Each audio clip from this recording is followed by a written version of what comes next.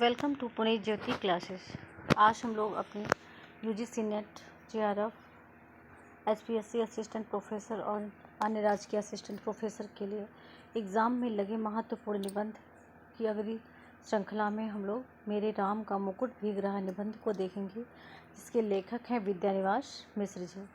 थोड़ा रचनाकार का परिचय भी देखते हैं। सबसे पहले तो मेरे राम का मुकुट भीग रहा है जो ललित निबंध है, इसके रचनाकार हैं विद्यानिवास मिश्र जी, जिनका जन्म 28 जनवरी 1926 को तथा निधन 14 फरवरी 2005 को हुआ था।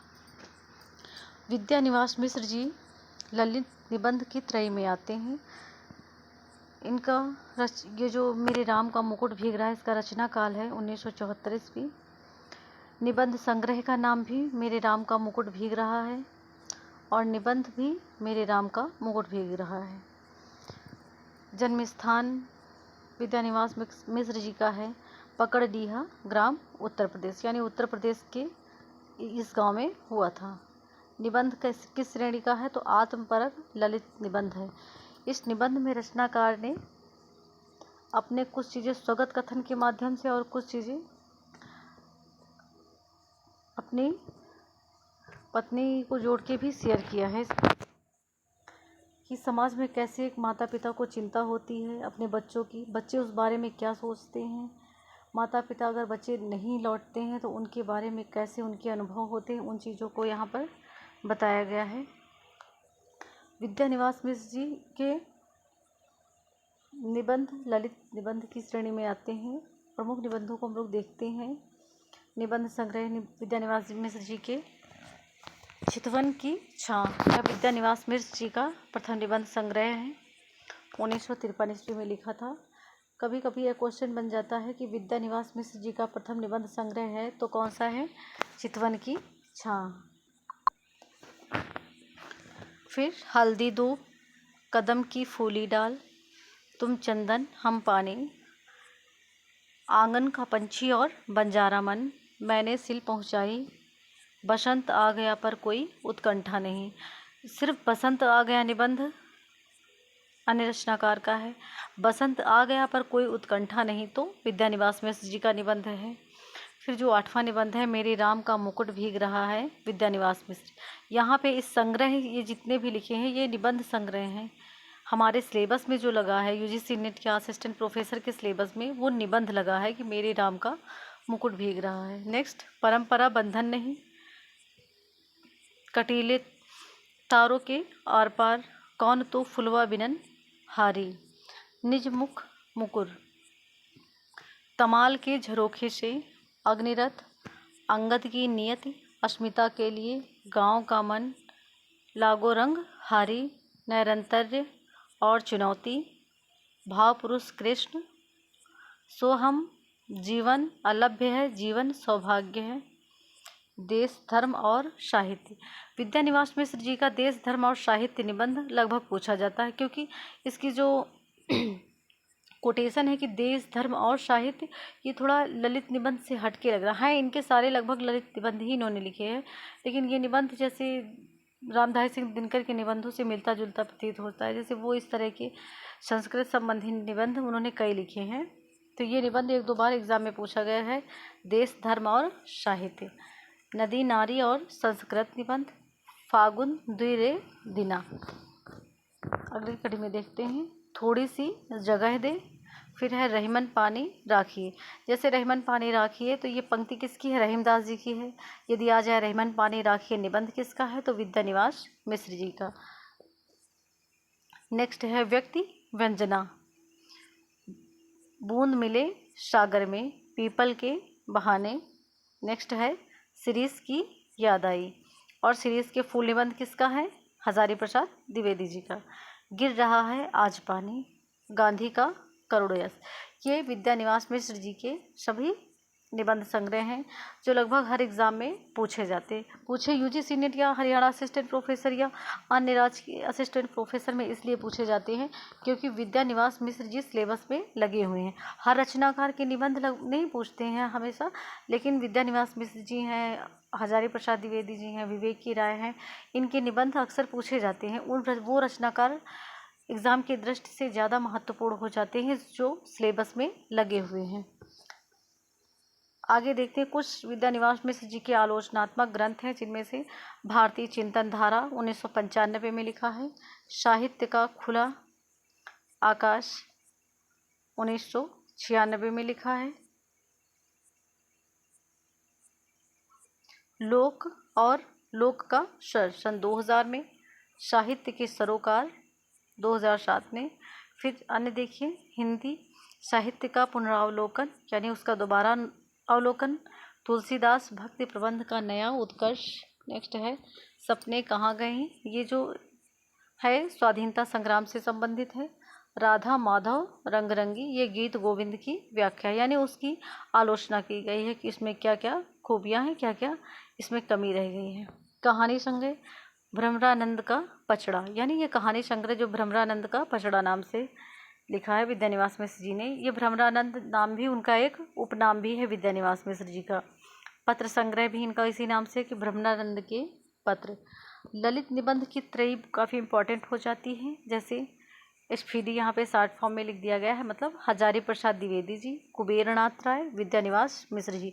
विवेकी राय नहीं है, विवेकी राय जी लगभग ऑप्शन में दे दिए जाते हैं ललित निबंधकार, लेकिन वो ललित निबंध की त्रयी में नहीं आते हैं। विद्यानिवास मिश्र ने स्वयं को भ्रमरानंद कहा है, इसीलिए उनके जो कहानी संग्रह है वो भी भ्रमरानंद के नाम से स्टार्ट है और पत्र संग्रह भी भ्रमरानंद के नाम से स्टार्ट है। मेरे राम का मुकुट भीग रहा, यह निबंध हमारे सिलेबस में लगा है और इस निबंध में कुल 17 निबंध संकलित हैं और यह निबंध विद्यानिवास मिश्र जी ने 1974 ईस्वी में लिखा था। आगे हम लोग मेरे राम का मुकुट भीग रहा है निबंध को लाइन बाय लाइन रीडिंग करते हैं। इसमें जो इम्पोर्टेंट कथन हैं उनको भी देखेंगे, जितने भी ग्रीन कलर से हाईलाइट हैं वो पंक्तियां हमारी इम्पोर्टेंट हो जाती, किसी ना किसी एग्ज़ाम में आई हुई हैं, चाहे सेट के एग्ज़ाम में आई हों या नेट के या किसी भी असिस्टेंट प्रोफेसर या हायर में आई हों। तो आगे देखते हैं, इसके लेखक हैं विद्यानिवास मिश्र जी। थोड़ा इसकी हेडिंग समझ लेते हैं हम कि जो यह निबंध है इसमें लेखक ने यह बताया है कि जब बच्चे घर से बाहर जाते हैं तो माता पिता को कैसी चिंता होती है और क्या क्या भावनाएं उनके मन में उठती रहती हैं। निबंध को देखते हैं। महीनों से मन बेहद बेहद उदास था। उदासी की कोई खास वजह नहीं, कुछ तबीयत ढीली, कुछ आसपास के तनाव और कुछ उनसे टूटने का डर। खुले आकाश के नीचे भी खुलकर सांस लेने की जगह की कमी। जिस काम में लगकर मुक्ति पाना चाहता हूँ उस काम में 1000 बाधाएं। कुल ले देकर उदासी के लिए इतनी बड़ी चीज़ नहीं बनती है, फिर भी रात रात नींद नहीं आती। जैसे कभी कभी स्वयं पर अगर ये चीज़ें अनुभव करके देखिए तो बेहतर समझ में आएगा कि उदासी की लेखक की कोई खास वजह नहीं है। कभी कभी एग्ज़ाम में ये पूछ सकता है कि उदासी का कारण क्या था, तो कोई खास वजह नहीं थी। छोटे छोटे जो समस्याएं हैं, प्रॉब्लम्स हैं, सबके पास रहती हैं, वैसी ही समस्याएं लेखक के पास भी हैं। लेकिन कभी कभी हम लोगों को ये जब मानसिक तनाव हो जाते हैं तो रात रात भर नींद नहीं आती। वही चीज़ लेखक कह रहा है कि मानसिक कारण के कोई बहुत बड़ा नहीं है, लेकिन फिर भी रात रात उन्हें नींद नहीं आती है। दिन ऐसे बीतते हैं जैसे भूतों के सपनों की एक रील पर दूसरी रील चढ़ा दी गई हो और भूतों की आकृतियाँ और डरावनी हो गई हों। इसीलिए कभी कभी तो बड़ी से बड़ी परेशानी करने वाली बात हो जाती है और कुछ भी परेशानी नहीं होती, उल्टे ऐसा लगता है जो हुआ एक सहज क्रम में हुआ, न होना ही कुछ अटपटा होता है और कभी कभी बहुत मामूली सी बात भी भयंकर चिंता का कारण बन जाती है।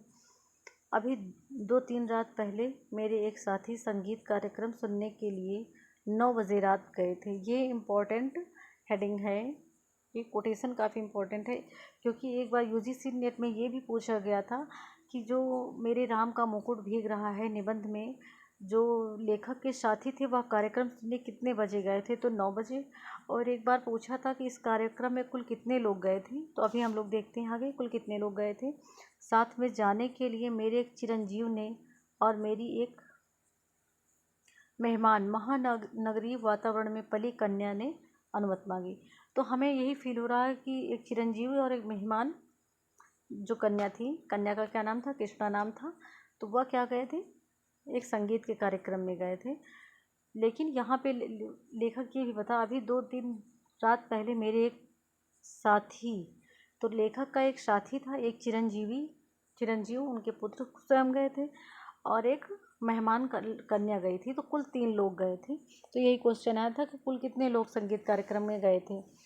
और एक बार क्वेश्चन ये भी आया था कि किस कार्यक्रम में गए थे, तो संगीत देखने गए थे, संगीत कार्यक्रम सुनने गए थे। शहरों की आजकल की असुरक्षित स्थिति का ध्यान करके इन दोनों को जाने तो नहीं देना चाहता था, पर लड़कों का मन भी तो रखना होता है। लेकिन क्या है कि शाम को रात को जब 9 बजे तो उसके बाद कार्यक्रम में गए थे, लेखक का मन नहीं था कि बच्चे उनके रात में कार्यक्रम देखने जाएं, पर बच्चों के मन को भी रख देना था, इसलिए 1-1.5 घंटे सुनकर चले आना, ऐसा कह दिया था लेखक ने कि मतलब जल्दी घर आ जाना। रात के 12 बजे लोग नहीं लौटे, यानी 12 बज गए हैं, रात के 9 बजे से 12 बज गए, वो लोग नहीं आए। और टाइमिंग लेखक ने कितनी दी थी, 1 से 1.5 घंटे में सुनकर चले आने के लिए।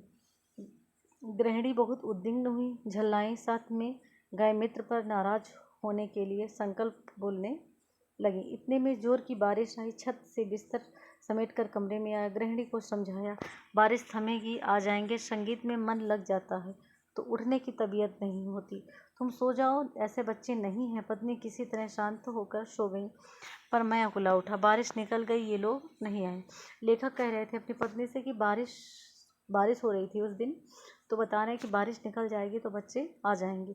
जब पत्नी बेफिक्र होकर के सो गई कि लेखक ने बता दिया कि बारिश बंद हो जाएगी तो वो आ जाएंगे, लेकिन रचनाकार को लेखक को स्वयं नींद नहीं आ रही। क्यों?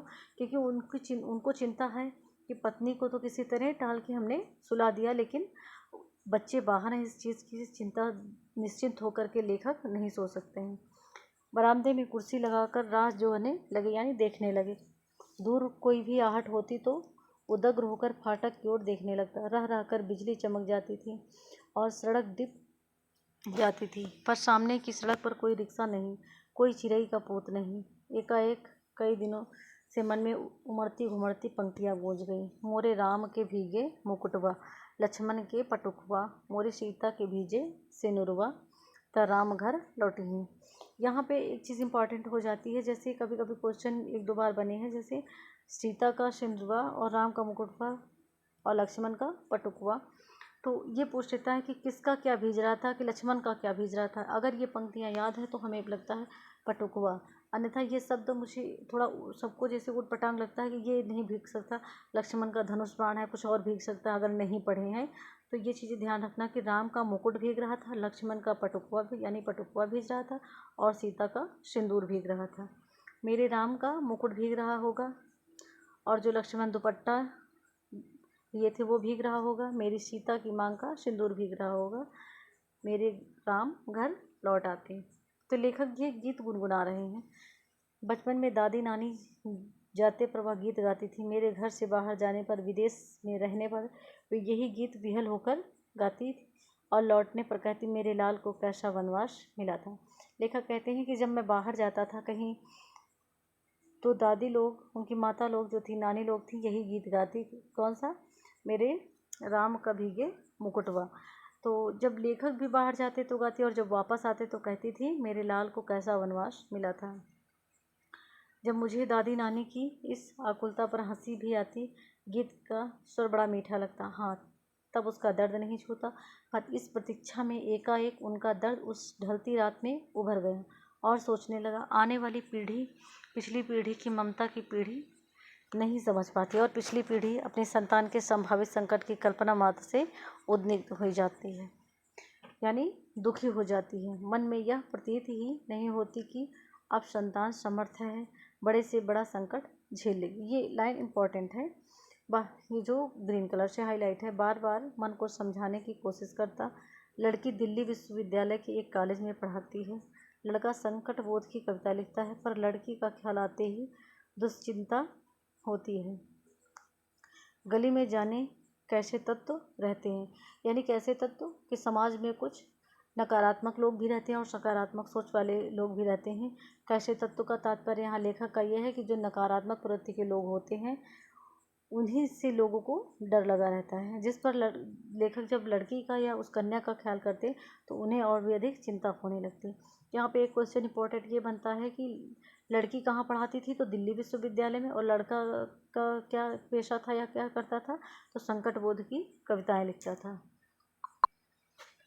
लौटते समय कहीं कुछ हो न गया हो और अपने भीतर अनायास अपराधी होने का भाव जाग जाता है। मुझे रोकना चाहिए था या कोई व्यवस्था करनी चाहिए थी। पराई लड़की, और लड़की तो हर एक पराई होती है, धोबी की मुटरी की तरह घाट पर खुले आकाश में कितने दिन फहराएगी। अंत में उसे गृहिणी बनने जाना ही है। यानी लड़की एक तो पराई होती है, लेखक कह रहा है। वो जो लड़की आई भी थी तो वह लेखक की लड़की नहीं थी, आई थी उसकी किसी रिलेशनशिप से। घर आई कहीं कुछ हो न जाए। लेखक को चिंता थी कि दूसरे की लड़की घर आई और उसकी सुरक्षा की जिम्मेदारी लेखक की थी। मन फिर घूम गया कौशल्या की ओर, लाखों करोड़ों कौशल्याओं की ओर, और लाखों करोड़ों कौशल्याओं के द्वारा मुखरित एक अनाम अरूप कौशल्या की ओर। इन सब के राम मन में निर्वासित है। लेखक यहाँ पर माता कौशल्या के माध्यम से पूरे समस्त विश्व में जितनी भी माताएं हैं उन सभी माताओं को यहाँ कौशल्याओं नाम से संबोधित किया। कौशल्याएं बहुत नहीं थी, लेकिन यहाँ पे जातिवाचक संज्ञा कौशल्या को बना दिया गया है। यहाँ बहुत सारी कौशल्याएं, यानी पूरे विश्व की जितनी भी माताएं हैं उन सबकी यही समस्या है कि उन सभी के पुत्र किसी न किसी रूप में, यानी राम के रूप में, राम भी यहाँ पे जातिवाचक संज्ञा के रूप में ही प्रयोग है। सबके राम मतलब सबके जो पुत्र हैं वो सबके लिए राम ही होते हैं, वन में निर्वासित रहते, सबके बच्चे बाहर रहते। लेखक का तात्पर्य यहाँ पर यह है कि मन फिर घूम गया कौशल्या की ओर, माता कौशल्या की ओर, कि लाखों करोड़ों कौशल्याओं की ओर। मतलब ये देश में विदेश में पूरे विश्व में व्याप्त लाखों और करोड़ों माताओं की ओर और लाखों करोड़ों कौशल्याओं द्वारा मुखरित एक अनाम अरूप कौशल्या की ओर। इन सबके राम वन में निर्वासित हैं, अर्थात इन सभी के बच्चे जो हैं किसी न किसी रूप में बाहर रहते हैं। पर क्या बात है कि मुकुट अभी भी उनके माथे पर बंधा है और उसी के भीगने की इनकी इतनी चिंता है। क्या बात है कि आज भी काशी की रामलीला आरंभ होने के पूर्व एक निश्चित मुहूर्त में मुकुट की ही पूजा सबसे पहले की जाती है। ये क्वेश्चन भी बन सकता है कि काशी की जो रामलीला की चर्चा है किस निबंध में हुई है, तो मेरे राम का मुकुट भीग रहा निबंध में हुई है। और जो रामलीला होती है उसमें सबसे पहले किसकी पूजा होती थी, तो आरंभ होने से पूर्व निश्चित मुहूर्त में मुकुट की पूजा सबसे पहले की जाती है। क्या बात है कि तुलसीदास ने कानन को शत अवध समाना कहा और चित्रकूट में ही पहुंचने पर उन्हें कल की कुटिल कुचाल दिख पड़ी है। क्या बात है कि आज भी वनवासी धनुर्धर राम ही लोकमानस के राजा राम बने हुए हैं। कहीं ना कहीं इन सबके बीच एक संगति होनी चाहिए। अभिषेक की बात चली, मन में अभिषेक हो गया और मन में राम के साथ राम का मुकुट प्रतिष्ठित हो गया। यहाँ पर राम का मुकुट मतलब एक मानवीय मूल्य जो है प्रतिष्ठित हो गए हैं, मन में प्रतिष्ठित हुए हैं, इसीलिए राम ने राजकीय वेश उतारा है। मतलब जो राम का राजकीय वेश क्यों उतारा था, मानव कल्याण के लिए उतारा था, कि यदि वो राजा बन गए, वहाँ पर राज्य करने लगे, तो जिस उद्धार के लिए, जिस सांसारिकता के कल्याण के लिए वो धरती पर आए हैं वो कार्य नहीं होता। राजकीय रथ से उतरे, मतलब जो उनका राजकीय रथ मतलब जो उनके शासन द्वारा प्राप्त रथ थे, राजकीय भोगों का परिहार किया, मतलब आम जनता की तरह, आम लोगों की तरह उन्होंने जीवन यापन किया। पर मुकुट तो लोगों के मन में था। यानी हम राम को जब देखते हैं या उनकी छवि हमारे मन में उभरती है तो हमें कैसे चित्र आते हैं कि राम की मुकुट लगा है, पीछे लक्ष्मण जी हैं और बीच में सीता माँ चल रही हैं, तो ये एक चित्र होता है। तो वो चित्र राम का जो अंकित है एक आदर्श रूप में, मानवीय मूल्य के रूप में, वैसा ही प्रतिष्ठित हो गया है। कौशल्या के मातृ स्नेह में था, वह कैसे उतरता। यानी जो राम का मुकुट था वह माता के मातृ स्नेह मतलब माता के प्रेम में था, वह कैसे उतरता। वह मस्तक पर विराजमान रहा और राम भीगे तो भीगे, मुकुट न भीगने पाए, इसकी चिंता बनी रही। यानी राम भीग गए तो भीग गए, लेकिन राम का जो एक आदर्श रूप है वह समाज में भीगने न पाए, उनकी जो एक प्रतिष्ठा लोगों में है वह खराब न होने पाए। राजा राम के साथ उनके अंग रक्षक लक्ष्मण का कमर न भीगने पाए। सीता भले ही भीग जाए, राम तो वन से लौट आए, सीता को लक्ष्मण फिर निर्वासित कराएं, पर लोकमानस में राम की वन यात्रा अभी रुकी नहीं। मुकुट, दुपट्टे और सिंदूर के भीगने की आशंका अभी भी साल रही है, मतलब कष्ट दे रही है, दुख प्रदान कर रही। कितनी अयोध्याएं बसी उजड़ी, पर निर्वासित राम की असली राजधानी जंगल का रास्ता अपने कांटों, कुचों, कंकड़ों, पत्थरों की वैसी ही ताज़ा चुभन के लिए हुए बरकरार है, क्योंकि जिनका आसरा साधारण गंवार आदमी भी लगा सकता है। वे राम तो सदा निर्वासित ही रहेंगे। यानी एक साधारण आम जनता की तरह जिस तरह जीवन यापन करते हैं, उनके लिए राम हमेशा निर्वासित ही रहेंगे। उनके राजपाट को संभालने वाले भरत अयोध्या के समीप रहते हुए भी उनसे भी अधिक निर्वासित रहेंगे। भरत के विषय में क्यों ऐसा कहा गया? क्योंकि सब कुछ राज्यपाट मिलने के बावजूद भी भरत एक, जैसे राम जी जंगल में जीवन काट रहे थे, वैसे वो भी नंदीग्राम में अपना जीवन काट रहे थे, बल्कि एक काल कोठरी में बंद जिलावतनी की तरह दिन बिताएंगे। सोचते सोचते लगा कि इस देश की ही नहीं, पूरे विश्व की एक कौशल्या है जो हर बारिश में विसूर रही है। यहाँ पे समस्त विश्व की समता की बात की गई है कि लेखक कह रहे हैं कि एक ही कौशल्या नहीं है, यहाँ पे हजारों कौशल्या, विश्व में कई कौशल्याएँ हैं जो अपने बच्चों की याद में, जब बारिश होती है उनके बच्चे बाहर होते हैं तो दुखी होती हैं और सोचती रहती हैं, मोरे राम के भीगे मुकुटवा, मेरे राम का मुकुट भीग रहा होगा, ऐसा सोचती हैं। मेरी संतान, ऐश्वर्य की अधिकारिणी संतान वन में घूम रही है, उनका मुकुट, उनका ऐश्वर्य भीग रहा है। मेरे राम कब घर लौटेंगे? मेरे राम के सेवक का दुपट्टा भीग रहा है। राम के सेवक का दुपट्टा मतलब लक्ष्मण जी का दुपट्टा भीग रहा है। पहरुए का कमरबंद भीग रहा है, उनका जागरण भीग रहा है। मेरे राम की सहचारिणी सीता का सिंदूर भीग रहा है, उनका अखंड सौभाग्य भीग रहा है। मैं कैसे धीरज धरूं? यह लाइन इम्पोर्टेंट है कि मनुष्य की इस सनातन नियति से एकदम आतंकित हो उठा ऐश्वर्य और निर्वासन दोनों साथ साथ चलते हैं। मतलब जो वर्षों से चली आ रही मनुष्य की नियति है वह एकदम आतंकित उठती है। क्यों? क्योंकि ऐश्वर्य और निर्वासन दोनों साथ साथ चलते हैं। यानी जहाँ राम को ऐश्वर्य, राजपाट, वैभव मिलने वाला था, वहीं उन्हें वनवास, निर्वासन हो गया है, तो दोनों साथ ही साथ उन्हें चल रहे हैं। जिसे ऐश्वर्य सौंपा जाने को, उसको निर्वासन पहले से बधा है। यानी जिसके पास ऐश्वर्य आने वाला है उसे निर्वासन भी बधा है, मतलब उसे निर्वासन भी प्राप्त हो सकता है। जिन लोगों के बीच रहता हूँ वे सभी मंगल नाना के नाती हैं, वे मुद मंगल में ही रहना चाहते हैं। मेरे जैसे आदमी को वो निराशावादी समझकर बिरादरी से बाहर ही रखते हैं। डर लगता रहता है कि कहीं उड़कर उन्हें भी दुख ना लग जाए। ऐसे लोगों को, जब लेखक कहता है जब मैं दुखी होता हूँ तो हमारे जो आस पड़ोस के लोग होते हैं वह ऐसा प्रतीत होता है मंगल नाना के नाती, मतलब बहुत ही खुशी संपन्नता के घर से हैं कि उनको दुख की छाया कभी छू नहीं जाएगी। हमारे साथ रहने से उन्हें दुख लग जाएगा, उनकी जो खुशियाँ हैं वो समाप्त हो जाएंगी, ऐसा लेखक मन में सोच रहा है। पर मैं अशेष मंगलाकांक्षाओं के पीछे से झांकती हुई दुर्निवार शंकाकुल आंखों से झांकता हूँ तो मंगल का सारा उत्साह फीका पड़ जाता है और बंधनवार न दिखकर बटोरी हुई रस्सी की शक्ल में कुंडली मारे नागिन दिखती है। मंगल घट औंधाई हुई अधफूटी गगरी दिखता है। उत्सव की रोशनी का तामझाम धुओं की गांठों का अंबार दिखता है और मंगल वाद्य डेरा उखाड़ने वाले अंतिम बरदार की उषास में बजकर एक बारगी बंद हो जाता है।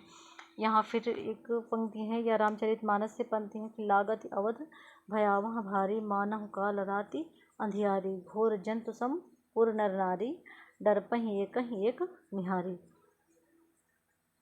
घर मशान परिजन जन भूता, सुत हित मीत मनहु जमदूता, वागन विटप बेल कुम लाही, सरित सरोवर देखी न जाही। रामचरितमानस की पंक्तियाँ हैं। ये पंक्तियाँ भी इम्पोर्टेंट हो जाती हैं। अगर पंक्तियाँ देख करके पूछ सकता है कि ये किस निबंध से ली गई हैं, निबंध का नाम दे देंगे। मेरे राम का मुकुट भीग रहा है और एक दो निबंध दे दिए, संस्कृति और सौंदर्य, तो उसकी भी हम समझ सकते हैं, हो सकती हैं। कैसे मंगलमय प्रभात की कल्पना थी और कैसे अंधेरी काल रातें आ गई है। एक दूसरे को देखने से डर लगता है। घर मशान हो गया है, अपने ही लोग भूत प्रेत बन गए हैं, पेड़ सूख गए हैं, लताएं कुम्हला गई हैं, नदियों और सरोवरों को देखना भी दुस्सह हो गया है, केवल इसलिए कि जिसका ऐश्वर्य से अभिषेक हो रहा था वह निर्वासित हो गया है। यहाँ पे राम को बताया गया है कि कैसे लोग हताश, निराश, यहाँ तक कि पेड़ और लताएं भी निराश हो गई थी कि जिसे ऐश्वर्य, जिसे राजपाट मिलने वाला था उसे निर्वासन हो गया है। यहाँ पे दो कथाएं एक माध्यम से चलती, लेखक जब अपने बच्चों के बारे में भी सोच रहा है, फिर इधर राम जी की कथा के माध्यम से भी एक पिछली बातों को भी सोच रहे हैं। उत्कर्ष की ओर उन्मुख समष्टि का चैतन्य अपने ही घर से बाहर कर दिया गया है। उत्कर्ष की, मनुष्य की ऊर्ध्वोन्मुख चेतना की यही कीमत सनातन काल से अदा की जाती रही है। इसीलिए जब कीमत अदा कर ही दी गई तो उत्कर्ष कम से कम सुरक्षित रहे, यह चिंता स्वाभाविक हो जाती है। राम भीगे तो भीगे, राम के उत्कर्ष की कल्पना ना भीगे। यानी राम स्वयं जो शारीरिक रूप से भीग रहे हैं तो भीगे, लेकिन जो राम का एक आदर्श रूप है, जो समाज में उनकी प्रतिष्ठित आदर्श रूप है कि तो वह न भीगने पाए, उसकी जो आभा है वह समाप्त न होने पाए, वह हर बारिश में, हर दुर्दिन में सुरक्षित रहे। यानी जो राम का स्वरूप है हमारे एक हृदय में विराजमान है, आदर्श रूप, कि वह बुरे लोगों के साथ बुरा व्यवहार और अच्छे लोगों के साथ अच्छा व्यवहार करने का जो उनकी एक चलन है, वह चीज़ सुरक्षित रहे। नर के रूप में लीला करने वाले नारायण निर्वासन की व्यवस्था झेलें, पर नर रूप में उनकी ईश्वरता का बोध दमकता रहे। यानी नर के रूप में जो लीला करने वाले नारायण है वो सामान्य मनुष्य की तरह ही दिख रहे हैं और वैसे ही वो क्रियाकलाप भी कर रहे हैं, लेकिन नर रूप में भी जो उनके अंदर ईश्वरत्व है, जो ईश्वरत्व की छवि है वह चमकती ही रहे। पानी की बूंदों की झालर में उनकी दीप्ति छिपने न पाए। उस नारायण की सुख सेज बने अनंत के अवतार लक्ष्मण भले ही भीगते रहें। यहाँ पर उस नारायण की सुख सेज मतलब जो भगवान विष्णु की क्षीर सागर में जो सैया हुआ किससे बनी होती है? शेषनाग से। और शेषनाग का अवतार कौन थे? लक्ष्मण जी। यही यहाँ पे तुलना की गई। तो उस नारायण की सुख सेज बने अनंत के अवतार लक्ष्मण भले ही भीगते रहे, लेकिन उनका दुपट्टा, उनका अहर्निश जागरण न भीजे। शेषी नारायण के ऐश्वर्य का गौरव अनंत शेष जागर संकल्प से ही सुरक्षित हो सकेगा, और इन दोनों का गौरव जगत जननी आद्याशक्ति के अखंड सौभाग्य सीमांत सिंदूर से सुरक्षित हो सकेगा। उस शक्ति का एकनिष्ठ प्रेम पाकर राम का मुकुट है, क्योंकि राम का निर्वासन वस्तुतः सीता का दोहरा निर्वासन है। जैसे ये पंक्ति पूछ सकता है कि राम का निर्वासन वस्तुतः सीता का कैसा निर्वासन है? तो दोहरा निर्वासन है, क्योंकि राम ने एक बार ही वन को गए थे, वन गमन उनका एक ही बार हुआ था, लेकिन जैसे ही सीता जी 14 वर्ष के बाद राम जी के साथ अयोध्या वापस आई तो उन्हें पुनः निर्वासन दे दिया था। किसी गांव के लोगों से सुनकर के सुनी सुनाई बातों पर माता जी को पुनः निर्वासन हो गया था। यही बात यहाँ कही गई है कि राम का निर्वासन वस्तुतः सीता का दोहरा निर्वासन है। राम तो लौटकर राजा होते हैं, पर रानी होते ही सीता राजा राम द्वारा वन में निर्वासित कर दी जाती हैं। राम के साथ लक्ष्मण हैं, सीता हैं। सीता वन्य पशुओं से घिरी हुई विजन में सोचती है, प्रसव की पीड़ा हो रही है, कौन इस बेला में सहारा देगा? कौन प्रसव के समय प्रकाश दिखलाएगा और मुझे संभालेगा? कौन जन्म के गीत गाएगा? ये कब हो रहा है? जब लवकुश का प्रसव होने वाला है। तो उतने समय का चित्रण लेखक ने किया है कि इस बेला में एक महिला के अंदर कैसी सोचें आती हैं कि हर व्यक्ति के अंदर ऐसी लालसाएं होती हैं, उनके जब बच्चे हों तो उत्सव मनाया जाए। तो यहाँ सीता माता सोच रही हैं कि इस बेला में उन्हें सहारा कौन देगा, प्रकाश कौन दिखलाएगा, उन्हें संभालेगा कौन, और बच्चे होने के बाद जो गीत गाए जाते वो गीत जंगल में कौन गाएगा? कोई गीत नहीं गाता। सीता जंगल की सूखी लकड़ी बिनती है, जलाकर अंजोर करती है और जुड़वा बच्चों का मुंह निहारती है।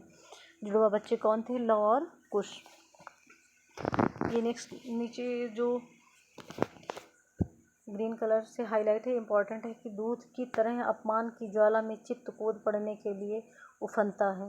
दूध की तरह अपमान की ज्वाला में चित्त कूद पड़ने के लिए उफनता है, और बच्चों की प्यारी और मासूम सूरत देखते ही उस पर पानी के छींटे पड़ जाते हैं, उफान दब जाता है। मतलब एक व्यक्ति जब किसी चीज़ पे स्वयं को समाप्त करने की सोचता है तो कुछ चीज़ें उसकी समाज में ऐसी होती हैं जिनको देख करके व्यक्ति वो चीज़ें नहीं कर सकता है। यानी अपने बच्चों का जब वो मासूम चेहरा देखती हैं तो वो चेहरा देख करके उनके अंदर एक मानो पानी की छींटें पड़ जाती हैं, उफान वो जो है दब जाता है। पर इस निर्वासन में भी सीता का जो सौभाग्य है अखंडित है।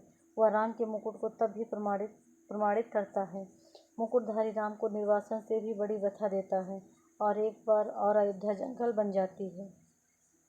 अयोध्या को दोबारा जंगल बनाया जाए। ऐसा राजा जो बिना अपनी महारानी के राजगद्दी पर बैठा है, इसीलिए यहाँ पर कहा गया कि अयोध्या एक बार पुनः जंगल बन जाती है, स्नेह की रसधार रेत बन जाती है, सब कुछ उलट पुलट जाता है।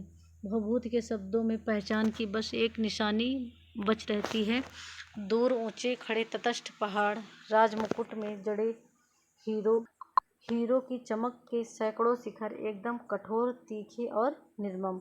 पुरः यत्र स्रोतः पुलिन मधुना तत्र सरितां विपर्यासं यातो घन विरल भावः छितरुहामु बहोः कालात् दुष्टं ह्यपरमिव मन्ये वनमिद निवेशः शैलानां तदिदमिति बुद्धिं दृढ़यति। राम का मुकुट, यह जो पंक्ति है भवभूति की है, और भवभूति की रचना कौन सी है? उत्तर राम चरितम से। उनकी 3 रचनाएं हैं, लेकिन ये पंक्ति उत्तर राम चरितम से है। राम का मुकुट इतना भारी हो उठता है कि राम उस बोझ से कराह उठते हैं, और इस वेदना के चीत्कार में सीता के माथे का सिंदूर और दमक उठता है, सीता का वर्चस्व और प्रखर हो उठता है। यानी जो सीता को दोहरा निर्वासन हुआ है, उस निर्वासन में भी सीता अपनी स्त्रीत्व को बचा के रखती हैं। इस कारण एक पत्नी का जब स्त्रीत्व बचा रहता है, तो उसमें उसकी जो पति है उसका भी वर्चस्व जो है और प्रखर हो उठता है। वही कहा जा रहा है कि इस वेदना की चीत्कार में सीता के माथे का सिंदूर और दमक उठता है, सीता का वर्चस्व और प्रखर हो उठता है। कुर्सी पर पड़े पड़े यह सोचते सोचते 4 बजने को आए। अब लेखक फिर अपने घर के बारे में सोचने लगा है कि ये सारी बातें लेखक कुर्सी पर बैठे बैठे सोच रहा है। 12 बजे से अब 4 बजने को हैं। इतने में दरवाजे पर हल्की सी दस्तक पड़ी। चिरंजीवी निचली मंजिल से ऊपर नहीं चढ़े, सहमी हुई कृष्णा। अब यहाँ लड़की का नाम, उस कन्या का नाम अब आया है कृष्णा। मेरी मेहमान लड़की बोली। दरवाज़ा खोलिए। आंखों में इतनी कातरता कि कुछ कहते नहीं बना। सिर्फ इतना कहा कि तुम लोगों को इसका क्या अंदाज़ा होगा कि हम कितने परेशान रहे हैं।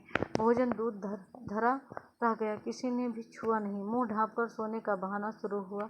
मैं भी स्वस्थ की सांस लेकर बिस्तर पर पड़ा, पर अर्धचेतन अवस्था में फिर जहाँ खोया हुआ था वहीं लौट गया। अपने लड़के घर लौट आए, बारिश से नहीं संगीत से भीगकर। कहाँ गए थे? संगीत कार्यक्रम में गए थे। लेखक इसीलिए कह रहा है भागी बारिश में नहीं बल्कि संगीत से भीग कर आए हैं। मेरी दादी नानी गीतों के राम लखन और सीता अभी भी वन वन भीग रहे हैं। तेज बारिश में पेड़ की छाया और दुखद हो जाती है। पेड़ की हर पत्ती से टप टप बूंदें पड़ने लगती हैं। तने पर टिके तो उसकी हर नस नस से आप्लावित होकर बारिश पीठ गलाने लगती है। जाने कब से मेरे राम भीग रहे हैं और बादल हैं कि मूसलाधार ढरकाए चले जा रहे हैं। इतने में मन में एक चोर धीरे से फुसफुसाता है, राम तुम्हारे कब से हुए? तुम जिनकी बुनाहट पहचान में नहीं आती, जिसके व्यक्तित्व के ताने बाने तार तार होकर अलग हो गए हैं, तुम्हारे कहे जाने वाले कोई भी हो सकते हैं कि वह तुम कह रहे हो मेरे राम। और चोर की बात सच लगती है। मन कितना बटा हुआ है, मन चाहिए और अनचाही दोनों तरह की 1000 चीज़ों में। दूसरे कुछ पतियाएँ भी, पर अपने ही भीतर प्रतीत नहीं होती कि मैं किसी का हूँ या कोई मेरा है। पर दूसरी ओर यह भी सोचता हूँ कि क्या बार बार विचित्र से अनमनेपन में अकारण चिंता किसी के लिए होती है? क्या चिंता पराये के लिए होती है? वह क्या कुछ भी अपना नहीं है? फिर इस अनमनेपन में ही क्या राम अपनाने के लिए हाथ नहीं बढ़ाते आए हैं? क्या ना कुछ होना और ना कुछ बनाना ही अपनाने की उनकी बढ़ी हुई शर्त नहीं है? तार टूट जाता है, मेरे राम का मुकुट भीग रहा है, यह भीतर से कहाँ पाऊँ? अपनी उदासी से ऐसा चिपकाव, अपने शकरे से दर्द से ऐसा रिश्ता, राम को अपना कहने के लिए केवल उनके लिए भरा हुआ हृदय कहाँ पाऊँ? मैं शब्दों के घने जंगलों में हिरा गया हूँ। जानता हूँ इन्हीं जंगलों के आसपास किसी टिकड़ी पर राम की पर्णकुटी है, पर इन उलझाने वाले शब्दों के अलावा मेरे पास कोई राह नहीं है। जितने भी ग्रीन कलर से हाईलाइट है, मैं कभी कभी नहीं भी कहती हूँ कि ये इम्पॉर्टेंट है या नहीं, तो वो भी इम्पॉर्टेंट है, क्योंकि पूरा निबंध 2-3 बार मैंने पढ़ा है, उसके बाद ये इम्पॉर्टेंट किए हैं। और कई एग्ज़ाम जैसे उनके पेपर्स से भी मैंने दिए भी हैं और देखे भी हैं, तो उनसे भी मैंने इम्पोर्टेंट लाइन को टिक किया है। शायद सामने उपस्थित अपने ही मनोराज्य के युवराज, अपने बचे खुचे स्नेह के पात्र, अपने भविष्य के संकट की चिंता में राम के निर्वासन का जो ध्यान आ जाता है, उनसे भी अधिक एक बिजली से जगमगाते शहर में एक पढ़ी लिखी चंद दिनों की मेहमान लड़की के एक रात कुछ देर से लौटने पर अकारण चिंता हो जाती है। उसमें सीता का ख्याल आ जाता है। यानी लड़की में लेखक को किसका ख्याल आ जाता है? तो सीता का ख्याल आ जाता है। वह राम के मुकुट या सीता के सिंदूर भीगने की आशंका से जोड़े न जोड़े, आज की दरिद्र अर्थहीन उदासी को कुछ ऐसा अर्थ नहीं दे देता जिससे जिंदगी ऊब से कुछ उबर सके। जिंदगी ऊब से उबर सके क्या है? लेखक कई दिनों से लेखक का मन जो है उदास था। वह कुछ सोच नहीं पा रहा था कि उदासी का कारण भी नहीं जान पा रहा था। लेकिन जो उदासी थी, इसी कारण लेखक को रात रात भर नींद नहीं आती थी। यही चीज़ें उसी का वर्णन लेखक करते हैं। और इतने में पूरब से हल्की उजास आती है और शहर के इस शोर भरे बियाबान में चक्की के सुर के साथ चढ़ती उतरती जतसार गीत हल्की सी शिहरन पैदा कर जाती है। मेरे राम के भीगे मुकुटवा और आमचूर की तरह विश्वविद्यालय जीवन की निरस्ता में सूखा मन कुछ जरूरी ऊपरी सतह पर ही सही भीगता नहीं, जो कुछ नम हो ही जाता और महीनों की उमड़ी घुमड़ी उदासी बरसने को आ जाती है। बरस ना पाए यह अलग बात है, कुछ भीतर भाव हो तब ना बरसे, पर बरसाने का यह भाव जिस ओर से आ रहा है उधर राह होनी चाहिए। लेखक अपने मन को उमड़ी घुमड़ी उदासी बरसने कह रहा, क्योंकि लेखक का मन कई दिनों से उदास था। इसीलिए लेखक ने स्वयं के बारे में कहा है, इतनी असंख्य कौशल्याओं के कंठ में बसी हुई जो एक अरूप ध्वनिमयी कौशल्या है। इतनी अधिक कौशल्याओं, यहाँ पे ये भी पूछ सकता है कि इतनी अधिक कौशल्याओं के कंठ में कौशल्याओं में कौन सी संज्ञा है? तो कौशल्याओं में कौन सी कौशल्या जब अकेले लिखा होता है तो वहाँ पर व्यक्तिवाचक संज्ञा होती है, जबकि कौशल्याओं में जातिवाचक संज्ञा। जब व्यक्तिवाचक संज्ञा को बहुवचन बना दिया जाता है तो वो जातिवाचक संज्ञा में परिवर्तित हो जाती है। वो अपने साथ अपने समान गुण रूप में पूरे समाज को संबोधित करने लगती हैं। अपने सृष्टि के संकट में उसके सतत उत्कर्ष के लिए आकुल उस कौशल्या की ओर, उस मानवीय संवेदना की ओर ही कहीं राह है। घास के नीचे दबी हुई उस पर घास की महिमा अपरंपार है। उसे तो आज वन्य पशुओं का राजकीय संरक्षित क्षेत्र बनाया जा रहा है। यहाँ पे कुछ जो स्क्रीनिंग है लाइट कलर में है, हल्के कलर में है। मेरी आवाज़ से भी समझ सकते हैं, और हो सकता है स्क्रीन क्वालिटी थोड़ा बढ़ा लीजिएगा तो आपको समझ में भी आएगा। नीचे ढकी हुई राह तो सैलानियों के घूमने के लिए, वन्य पशुओं के प्रदर्शन के लिए, फोटो खींचने वालों की चमकती छवि यात्राओं के लिए बहुत ही रमणीय स्थली बनाई जा रही है। उस राह पर तुलसी और उनके मानस के नाम पर बड़े बड़े तमाशे होंगे। यहाँ से पंक्ति ज़्यादा इम्पोर्टेंट है कि उस राह पर तुलसी और उनके मानस के नाम पर बड़े बड़े तमाशे होंगे। फुलझड़ियाँ दगेंगी, सैर सपाटे होंगे, पर वह राह ढकी ही रह जाएगी। केवल चक्की का स्वर, श्रम का स्वर ढलती रात में, भीगती रात में अनसोए वात्सल्य का स्वर राह तलाशता रहेगा। किस ओर राम मुड़े होंगे बारिश से बचने के लिए, किस ओर बता दो सखी। यह हमारा निबंध समाप्त होता है। मेरे राम का मुकुट भीग रहा है। इसी तरह हम अगली श्रृंखला में नेक्स्ट निबंध को देखेंगे, कुछ कहानियों को भी कंप्लीट करने का प्रयास करेंगे। एग्ज़ाम तक लगभग कुछ चीज़ें हमारी कंप्लीट हो जाएंगी, कुछ प्रैक्टिस के माध्यम से करवा दी जाएंगी। इसको पढ़िए। Thank you.